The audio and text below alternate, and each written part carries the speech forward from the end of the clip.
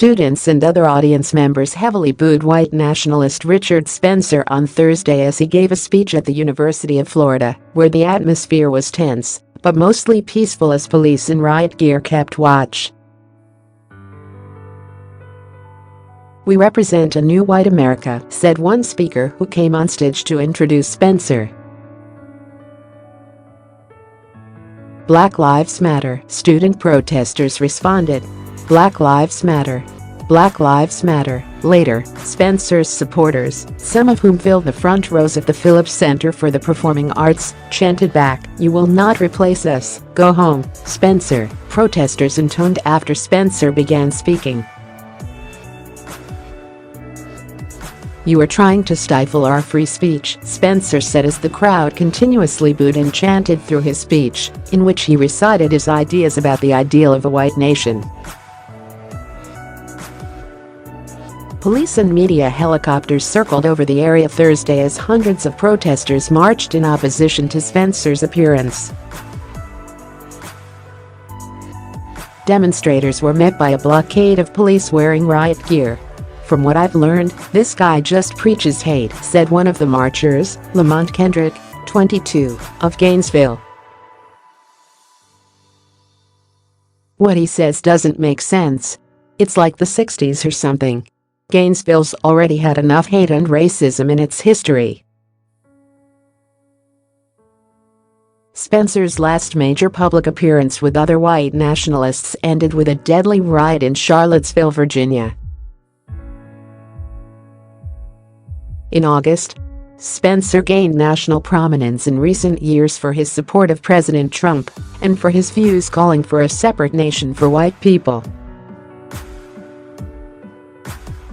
The apparent resurgence in white nationalism in the United States has sparked anti-supremacists to mobilize with their own efforts, including nonviolent demonstrations and pressure campaigns on companies providing services to white nationalists, and sometimes violent attacks intended to drive them out of public spaces. Spencer has turned his sights to public universities, where First Amendment protections of free speech limit officials' ability to deny Spencer a platform. Officials at the Florida College have confirmed they've spent roughly $500,000 on security for the event, and police from around Florida gathered in Gainesville to assist local police.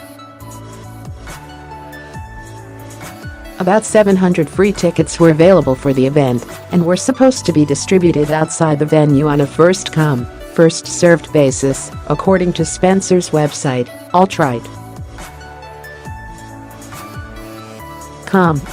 Weapons were banned from the event, along with a wide range of other items, including water bottles, masks, shields and hats. "Everyone is welcome at number Spencerative," Spencer tweeted before the event Thursday. "This is going to be an important dialogue for the entire community." Police corralled protesters into a single line outside the venue and turned away attendees for various reasons, including a military veteran who walked with a cane, which was deemed a potential weapon. One woman said she was denied entry by Spencer's supporters at the gate because she was with an African-American man. Some journalists with cameras and notebooks were denied access, but were allowed entry without those items. Inside the auditorium, a group of Spencer's supporters sat close to the stage, while the audience of protesters sat toward the back, separated from Spencer and his proponents by rows of empty seats and a cordon of police. Spencer initially protested the boos as suppression of his speech, but later began taking questions from audience members who variously asked why he hadn't left yet, or how he could form a wide ethno-state without performing violent ethnic cleansing.